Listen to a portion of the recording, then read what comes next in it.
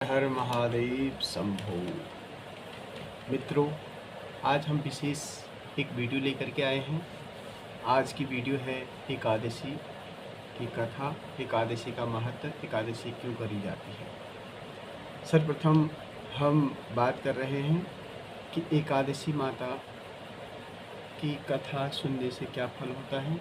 इससे 1000 गोदान का फल मिलता है।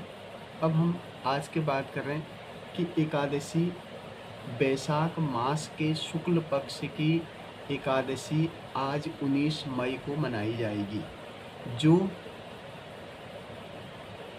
एकादशी युक्त द्वादशी है। इसका महत्व 26 एकादशी व्रत के प्रभाव के बराबर होता है। और जो कुछ लोगों ने कल भी करी हो तो वो वैध युक्त एकादशी करी होती है। दशमी युक्त एकादशी को कराने का व्रत नहीं करा जाता है। इससे सारे व्रतों का फल नष्ट हो जाते हैं। जबकि एकादशी युक्त द्वादशी का फल का व्रत करने से 26 एकादशियों के व्रत का फल अकेले ही मिल जाता है। तो भगवान श्री कृष्ण से युधिष्ठिर पूछ रहे हैं कि यह एकादशी का क्या महत्व है। बैसाख शुक्ल पक्ष की एकादशी में क्या महत्व है, इसका नाम क्या है। तो भगवान श्री कृष्ण कह रहे हैं, हे भ्राता, हे कुंती, यह एकादशी जो है ये सारे मोहनी नाम से इस एकादशी को जाना जाता है। बैसाख शुक्ल पक्ष में पड़ने वाली एकादशी को मोहनी एकादशी कहते हैं। और इससे पहले यही बात भगवान रामचंद्र जी ने गुरुदेव वशिष्ठ से पूछा था। तब गुरुदेव ने से यह पूछा, हे गुरुदेव, संसार में कोई ऐसा व्रत है जिसको करने से सभी पापों से मुक्ति मिल जाए और सभी दुखों से सभी दुखों का नाश हो जाए। क्योंकि हे गुरुदेव, जब मैं 14 साल के वन में रहा, उस समय पति और पत्नी का बिछुड़ना दोनों के लिए दुखी था और बड़ी कलेश भरी यह जिंदगी रही 14 साल की।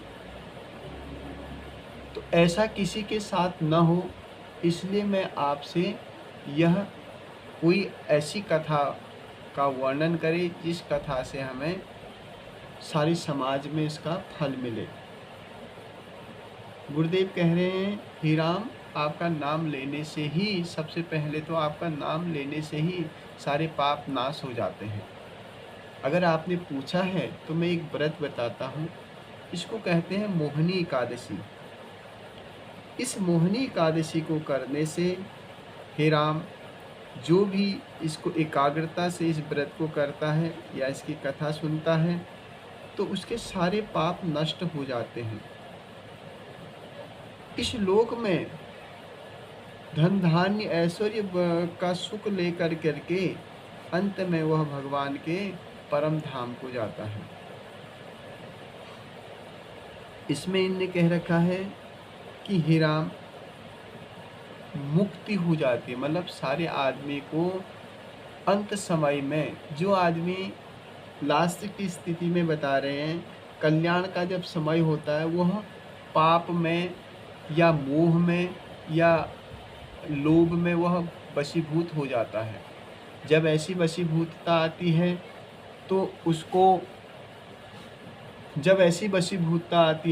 तो उसका अंत समय बेकार हो जाता है। इसलिए जो मोहनी एकादशी का व्रत करता है उसको पुत्र मोह, पत्नी मोह, बिरादरी का मोह या रिश्ते नाते का मोह, संसार के सभी मोह उसके नष्ट हो जाते हैं।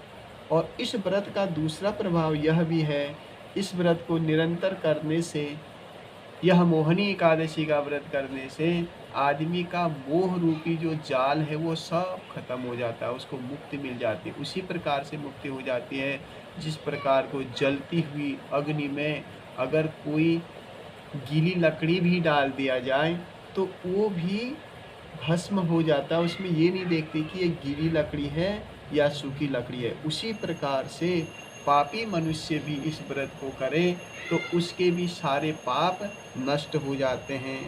तो कह रहे हैं एक ऐसे ही पापी पुरुष की कथा है, उसको आप सुने। पूर्व समय में सरस्वती नदी के किनारे पर एक भद्रावती नाम की एक पुरी थी। उस पुरी में ध्रुति नामक एक राजा थे। ये चंद्रवंश के राजा थे।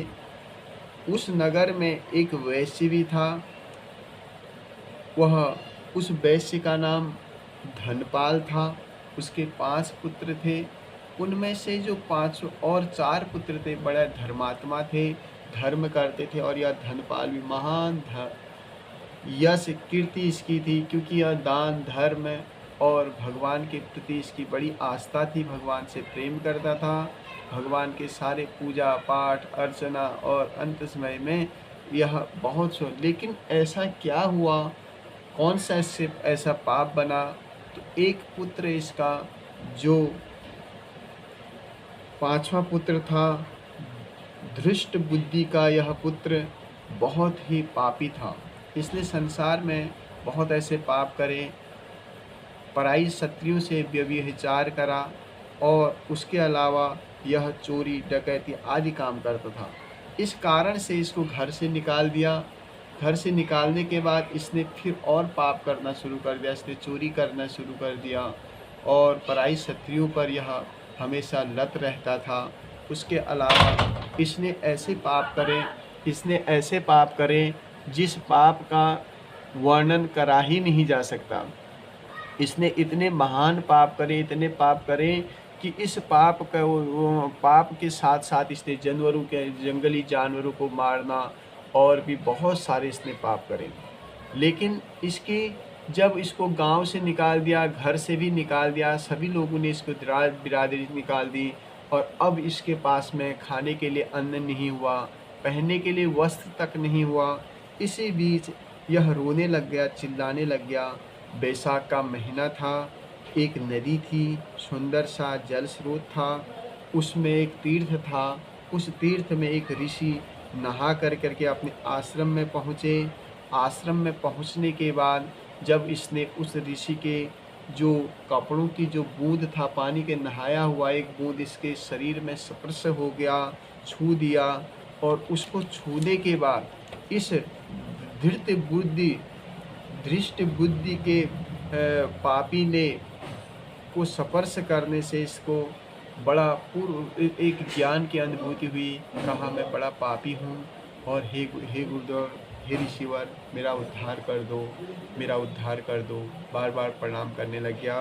तब महान ऋषि पिघल गए। ऋषि ने कहा तूने इतने पाप कर रखे हैं, उन पापों का वर्णन तो नहीं करा जा सकता है, लेकिन तू बैसाख महीने में यहाँ पर आया है तो अब आज कल को 10वीं है। 10वीं के दिन तू एक बार का आहार करना और एकादशी के दिन मोहिनी एकादशी का व्रत करना। एकादशी 10वीं को भी एक बार आहार करना और एकादशी को भी एक बार फलाहार करना और ज़मीन में सोना। उसके अलावा द्वादशी को भी एक बार का तो अब आहार करेगा तो तुझे इसमें मुक्ति मिल जाएगी द्वादशी का उद्यापन करते समय। और ऐसा कर के तू निरंतर भगवान नारायण की पूजा करना, एकादशी माता को प्रणाम करना, एकादशी का व्रत करना। ऐसा कर के उसने कहा गुरुदेव जैसी आपकी आज्ञा। ऐसा कह के वह निरंतर गुरु के आश्रम में रह कर के व्रत करने लग गया, पूजा करने लग गया। और उसने ऐसा कह कर के बहुत ज़्यादा पुण्य प्राप्त कर लिया। इतना पापी आदमी यह मोहिनी एकादशी का व्रत कर के उन्होंने कहा गुरुदेव कैसे पूजा करें?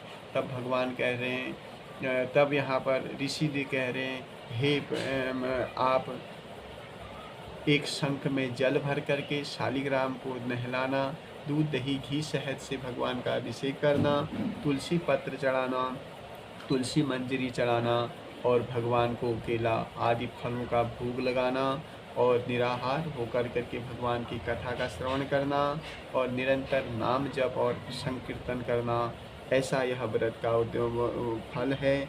और इससे तुम्हारे अनेक यह व्रत करने से आदमी के अनेकों जन्मों के पाप नष्ट हो जाते हैं।